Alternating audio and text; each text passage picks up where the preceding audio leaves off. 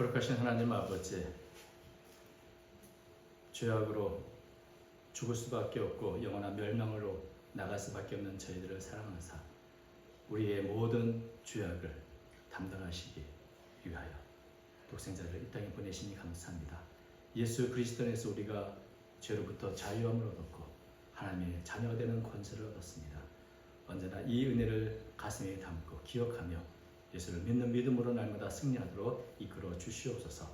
오늘 귀한 찬양을 통해 영광 돌려옵는 새로운 찬양대원들을 기억해 주시고 때마다 일마다 모든 찬양대원들의 삶을 돌아봐 주시고 인도하여 주셔서 하나님의 뜻에 합당한 귀한 걸음을 걸어가도록 인도해 주옵소서. 오늘도 심히 부족한 중에 주의 말씀을 들고 섰사오니 긍휼히 여기서 사용하여 주시고 전하는 이나 받는 이나 주의 은혜 안에서 하나가 될 수 있도록 이끌어 주옵소서.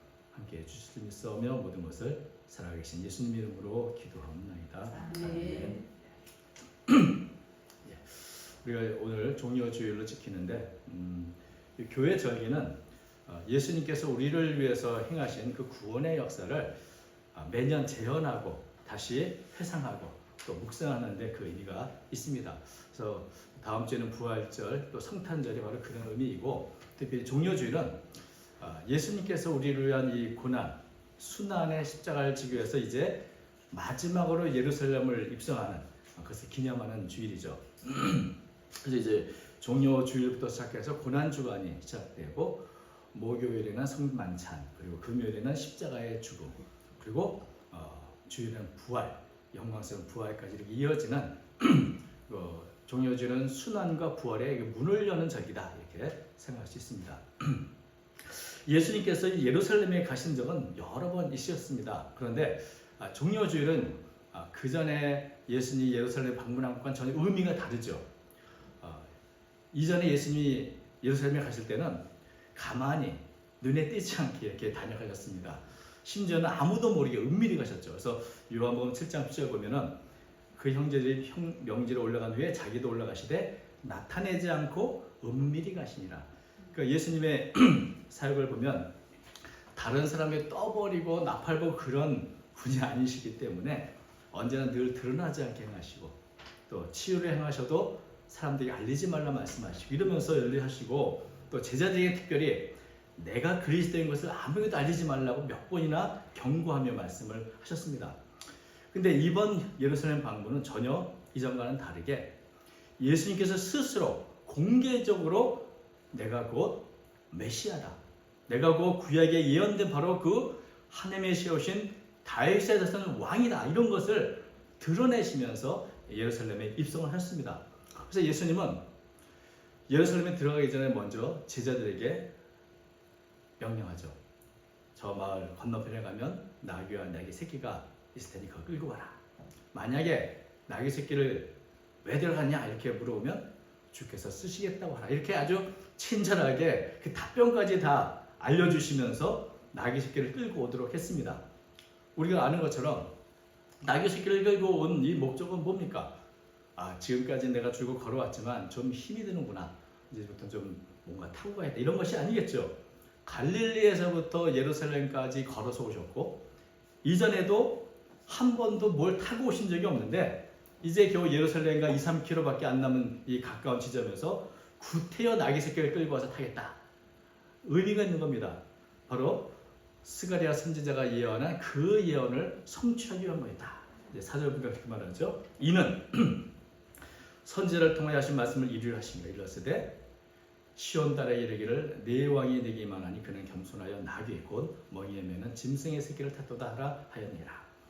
그러니까 나귀 새끼를 타려고 이렇게 끌고 오라 하신 것은 특별한 의미가 있는 행동이었던 겁니다. 바로 내가 스가랴 선지자가 예언했던 바로 그 왕이다.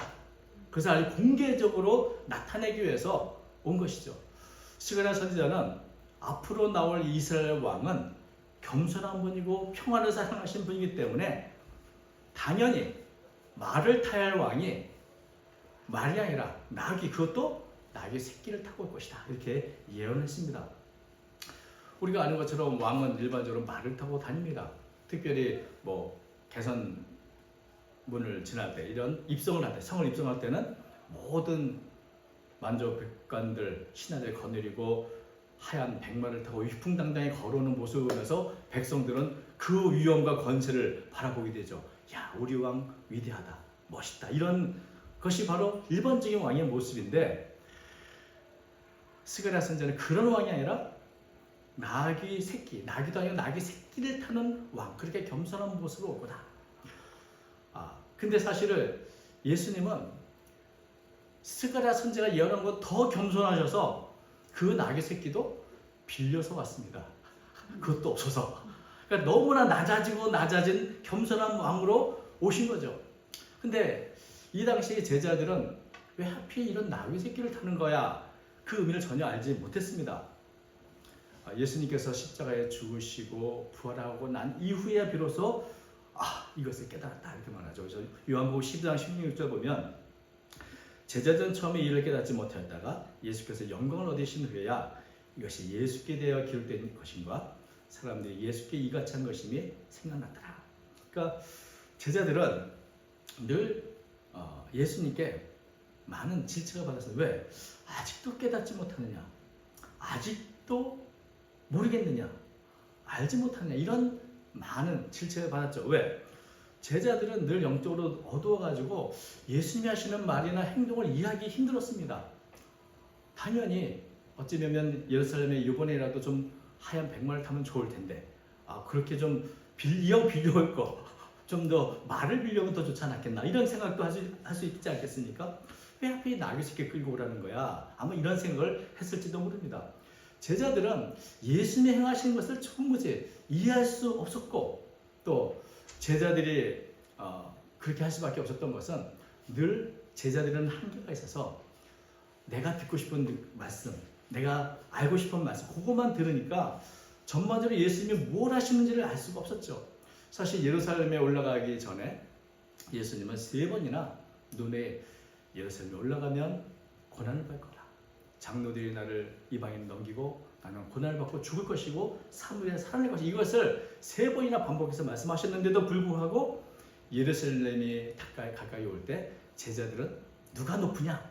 누가 높은지 찾아 이걸로 싸웠습니다. 그러니까 도무지 예수님이 행하시는 모든 부분에서 제자들은 철저히 무지한 모습을 보여주고 있었습니다. 여러분 그렇다면 3년 반을 예수님을 쫓아다녔던 제자들이 이 정도로 무지했다면 다른 사람들은 어떨까요? 다른 사람들도 예수님이 행하는 일을 다 알지 못하고 깨닫지 못하고 그런 가운데 있었습니다. 그런데도 불구하고 예수님이 예루살렘으로 낙타를 타고 올 때 아주 대대적으로 열렬히 환영했죠. 이것은 스가랴 예언과는 상관이 없습니다.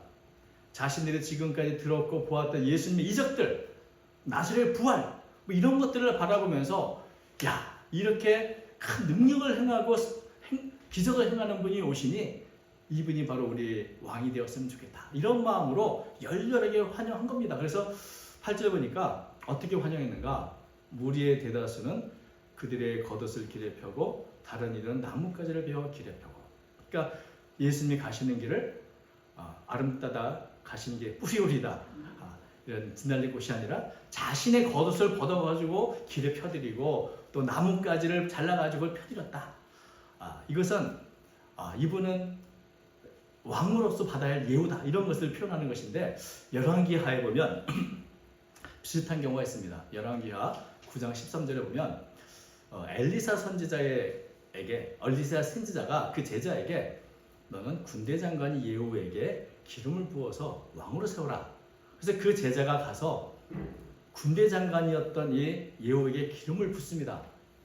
그리고 예후를 왕이다 이렇게 세울 때 주변 사람들이 깜짝 놀라면서 자신의 겉옷을 벗어가지고 예후의 밑에 깔아주죠. 그게 이제 열왕기하 9장 13절에 이렇습니다. 무리가 각각 자기 옷을 급히 가져다가 섬돌 위 그 예후의 밑에 깔고 나팔을 불며 이르되 예후는 왕이라 하니라. 하나님께서 기름을 부어서 갑작스럽게 왕이 됐는데 아무런 준비도 하지 않은 채 예후가 왕이라는 하나님의 음성을 듣게 됩니다. 선지자의 음성을 듣게 됩니다.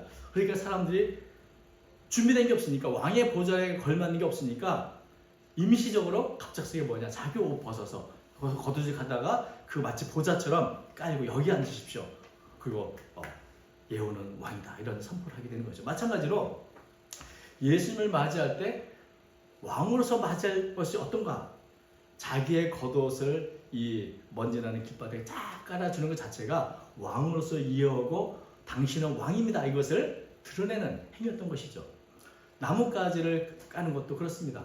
즉흥적으로 왕에게 경의를 표하는 모습으로 자기의 모습을 이렇게 환영하는 모습을 보여주는 것이죠. 또 요한복음의 12장 13절에 보면 이때 이스라엘 민족을 상징하는 종려나무를 가지고 또 예수님을 맞이했다 이렇게 기록하죠. 그래서 이렇게 많은 사람들이 예수님을 그리스도요 왕으로 여기면서 열렬하게 환영하고 그분에게 예우를 드리는 모습을 보게 되는데 이러면서 높이 들어 소리 높여 찬양을 했습니다. 9절 보니까 앞에서 가고 뒤에서 따르는 무리가 소리 높이 이르되 호산나 다윗의 자손이여 찬송을 해서 주의 이름으로 오시는 이여 가장 높은 곳에서 호산나. 그러니까 무리들이 찬양을 하니 찬양은 시편 118편 25절부터 26절을 인용한 겁니다. 그래서 118편 25절 보면 여호와여 구하옵나니 이제 구원하소서. 여호와여 우리가 구하옵나니 이제 형통하게 하소서. 여호와 이름으로 오시는 자가 복이 있으며 우리가 여호와의 집에서 너희를 축복하였습니다. 그러니까 사람들에게 찬양의 내용은 그렇게 오랫동안 오시겠다고 했던 그 구원자, 우리를 구원하실 분 이제 왔구나. 그러니 이제 구원해 주십시오. 호산나라는 말을 우리가 잘 아는 것처럼 이제 구원하셔. 제발 구원하소서 이런 의미인데 이제 오랫동안 우리 민족을 했던 그 메시아 다윗의 자손이 오셨구나. 호산나. 호산나는 찬양이면서 또한 구원해달라고 하는 간절한 부르짖음이기도 합니다.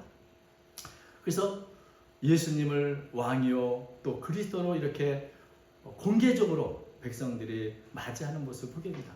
지금까지 로마의 가이사를 왕으로 섬겼지만 이제 예수님이 우리의 왕이다 이런 선포를 하면서 환영을 하고 환성을 아주 열기적인 열광적인 분위기를 보여줍니다. 그래서 이런 분위기가 어디까지 계속되냐면 성전에 들어가서도 예루살렘에 있는 성전에 들어가서도 어린아이들이 지나가면서 예수님을 보면 뭐라고 그러죠? 호산나 다윗의 자손이 하면서 노래를 또 합니다.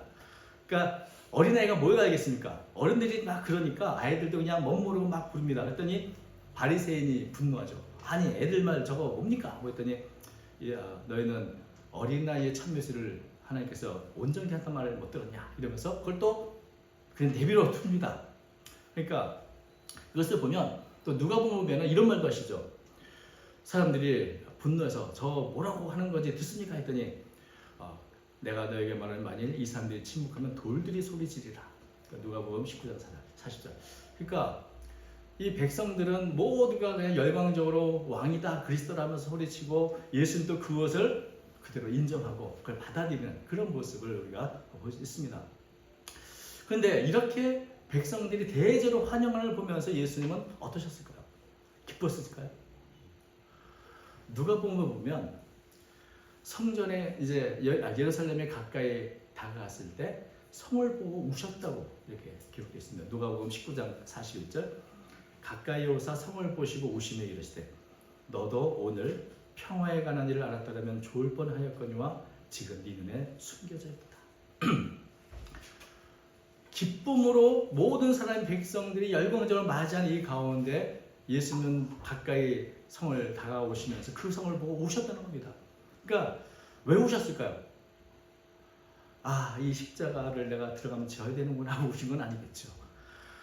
예루살렘을 바라볼 때 그 백성들에게 즐겁게 환호하지만 여전히 평화에 관한 일에 대한 무지한 겁니다. 앞으로 하나님께서 하실 일들 이 평화에 대해서 무지함으로 반역하고 거역함으로 결국 멸망을 당할 이 예루살렘 성과 그 백성들의 운명 그것을 바라보면서 눈물을 흘릴 것이죠. 그러니까 아무리 화려하게 입성하고 환영했지만 사실은 이스라엘 백성들이 제대로 알고 예수님을 맞이한 것이 아니었기 때문에 그들의 운명이 어떻게 될 것인가 미리 보시고 우셨다는 것입니다. 물론 예수님이 예루살렘에 이렇게 입성하신 것은 이제 하나님이 이루시는 새 시대가 열린다는 것을 알려주는 어떤 개선의 입성이고 또 하나님께로 나아가는 화평의 길이 열리는 그리스도의 구속과 부활을 위한 영광스러운 첫걸음이지만 여러분, 그 길이 백성들이 원하는 방식으로 가는 것이 아니었습니다. 그 길은 십자가를 통해서 가는 길이죠. 겸손하고 낮아지고 낮아져서 십자가에 죽기까지 낮아져야 이룰 수 있는 길이었던 겁니다. 근데 그것을 과연 이스라엘 백성들이나 제자들이 알고 있었는가? 전혀 알지 못했습니다. 그들은 그저 예수님이 오셔서 능력 있고 기적을 베푸는 분이니 이제 곧 로마를 정복할 것이다. 우리나라를 경제와 정치적으로 부강한 나라 만들 것이다. 이런 기대만 갖고 환영하는 것입니다. 그래서 그들이 불렀던 찬양 호산나 다윗의 자손이여, 이 외침은 정확하기도 한 말씀이었지만 동시에 그들이 기대와는 전혀 틀린 것이기도 했습니다. 예수님이 그리스도요 다윗의 자손이요 우리를 구원하실 분인 것은 맞지만 그들이 기대한 것 같은 그런 방식은 아니었던 겁니다. 예수님의 제자나 혹은 이 예수님을 환영하는 무리들은 그저 눈에 보이는 것만 바라보고 이제는 이 많은 인원 또 그 기적을 통해서 이제는 무언가 정말 우리의 민족을 위한 아주 큰 번영의 시대가 올 거라 기대했지만 하나님의 방법은 그들의 기대와는 전혀 다른 길로 걸어갔습니다. 하나님께서 예수님을 통해서 하실 일이 무엇입니까? 인류를 구원하는 방법이요. 또 그것은 평화를 위한 방법이지만 그러나 그것은 십자가의 방법이었습니다. 죽는 것이 사는 방법이다. 죽어야만 대하는 방법이고 고난을 당해야만 되는 방법이죠. 말 대신 나귀를 타는 정도의 겸손이 아니라 철저히 낮아져서 죽기까지 낮아져야 되는 그런 방법이었던 것이죠. 하나님께서 하시는 이 일은 사람의 눈으로는 정말 판단할 수도 없고 이해할 수도 없는 그런 방법이었습니다. 그런데 이스라엘 백성들은 눈에 보이는 대로 눈에 보이는 저 로마 정부만 없어지면 된다고 생각하지만 사실은 예수님께서 어린 나귀 새끼를 타고 예루살렘에 입성하신 것은 하나님의 말씀에 따라 철저하게 이루는 것이죠. 사실 백성들이 바라볼 때 예수님을 어떻게 봤을까요? 왕이라고 한다면 참 환영하긴 하지만 좀 위풍당당하게 말을 타고 와야 되는데 나귀 새끼 타고 처음 여러 제자들과 하는 그 모습이 그렇게 기대했던 모습은 아니었을 겁니다. 뭔가 강력한 군사라고 위풍당당하게 오고를 기대했으면 얼마나 좋았을까. 그런 생각으로 실망했을지도 모릅니다.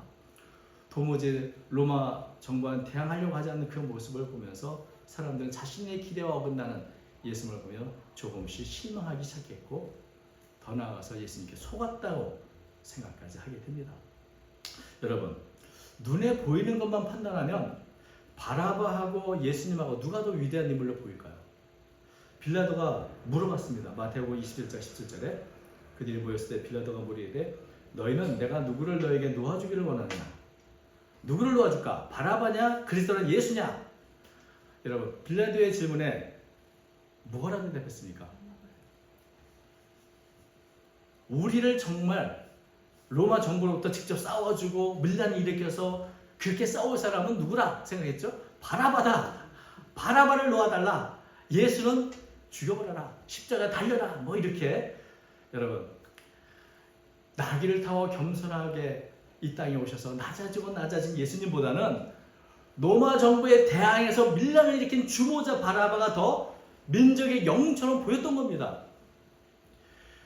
눈으로만 보고 우리가 보는 것만 판단한다면 바로 이런 실패와 실수를 의도하게 되는 것이죠. 우리가 봐야 할 것은 단지 눈에 보이는 현상이나 세상이 아니라 보이지 않는 것을 볼 수 있는 하나님의 섭리, 하나님의 행하신 일, 하나님의 방법들까지 보아야 하는 것이죠. 우리는 우리 방법대로 하나님이 내게 응답하시길 바라고 그걸 기대하지만 사실은 하나님은 우리의 생각보다 초월해서 더 큰 것으로 주시기 위해서 더 큰 일을 주시는 분인데 그 방법은 우리 생각과는 너무나 다른 방법을 사용하시는 분입니다.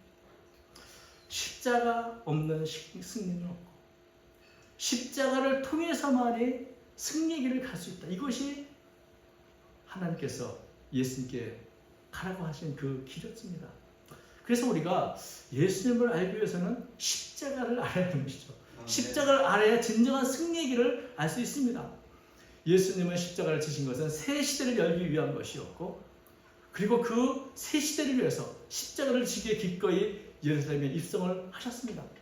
안타깝게도 많은 백성들이 예수님을 그리스도요 왕으로 환영했지만 그것은 잠시뿐이었고, 하나님께서 걸어가시게 한 그 십자가를 걸어갈 때 많은 백성들은 예수님을 오해했고 예수님을 버렸습니다. 제자들은 뿔뿔 흩어졌고, 아무도 예수님께서 하신 이 하나님의 순종의 길, 십자가의 길을 이해하는 사람은 없었습니다. 다 지나고 나서, 부활하신 예수님 되고 나서야 비로소 그게 바로 하나님의 방법이었구나를 깨닫게 된 것이죠. 수많은 백성들이 예수님을 환영했지만 그 환영이 진실하게 예수를 믿는 믿음까지, 그리고 헌신까지 이어지지는 않았습니다. 눈에 보이는 것만 우리가 추구한다면 우리의 믿음도 이렇게 퇴보할 수가 있는 것이죠. 마태복음 16장 24절 보면 예수님이 바라시는 게 무엇인가? 예수께서 제자들에게 이르시되 누구든지 나를 따라오려거든 자기를 부인하고 자기 십자가를 지고 나를 따를 것이다. 이 십자가의 길이 예수님만 가는 길이 아니라는 겁니다. 예수님은 십자가의 길을 가고 나는 그저 겉옷을 벗고 혹은 이렇게 나팔을 불고 이러면서 예수님 찬양만 하면 되는 것이 아니라, 나도 예수님의 그 십자가의 길을 따라가야 그것이 예수님을 믿는 것이고 그것이 예수님 제자의 길이라는 겁니다. 십자가 없이 주님을 따르려는 것, 일시적으로 흥분해서 호산나 다윗의 찬송을 부르는 것, 그 무리와 같은 모습은 결코 예수님의 제자의 길이 아니란 것이죠. 신앙은 일시적인 충동이 아니고 내 평생 모든 것을 걸고 결단해야 되는 믿음의 길입니다. 때로는 그 길이 십자가의 길이지. 십자가의 길을 주님이 가신 길을 나도 따라가겠다는 그런 각오로 걸어가는 것, 그것이 바로 종려 주일을 맞이하는 우리에게 주시는 주님의 메시지인 겁니다. 아멘. 주님이 주신 길을 많은 이 세상 사람들은 말을 타고 위풍당당하게 휘황찬란하게 갈지라도 너는 새 나귀 새끼를 타고 가라. 그래도 승리한다. 그래야 승리한다. 낮아지고 죽고 또 죽고 그 십자가를 걸어가라. 그 길이 부활의 길이요, 그 길이 승리의 길이요, 그 길이 영광의 길이다. 그것을 종려주는 우리에게 알려주고 있습니다. 종려주를 맞이해서 또 고난주간을 우리가 바라보면서 예수님이 걸어가셨던 세상이 이해하지 못했던 그 십자가의 길을 우리가 묵상하면서 우리도 한 걸음 가까이 그 길을 나아가는 저와 여러분 되시기를 주님의 이름으로 축원드립니다. 기도하겠습니다. 거룩하신 하나님 아버지, 주님께서 걸어가신 고난의 길을 우리는 늘 피하고 싶어하고 그 길보다는 세상 사람을 넓고 아름답고 안전하고 그리고 영광스러운 길을 걸어가기를 원합니다. 저희들이 이러한 욕심과 탐욕을 금일어 주시고 예수님이 걸어갔던 그 십자가 길을 우리도 묵묵히 걸어가는 믿음의 사람이 되도록 인도하여 주옵소서.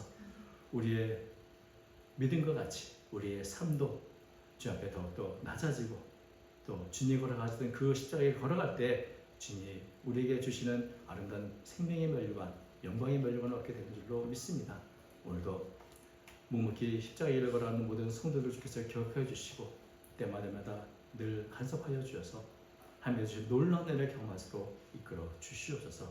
또 이 땅에 살아가는 동안에 주님 때로 외롭고 힘든 길을 걸어갈지라도 주님이 늘 함께해 주시고 늘 하나님의 주시는 은혜를 경험하며 기쁨으로 이 길을 걸어가도록 인도해 주옵소서. 늘 함께해 주신 주께 감사드리며 예수님 이름으로 기도드리옵나이다. 아멘.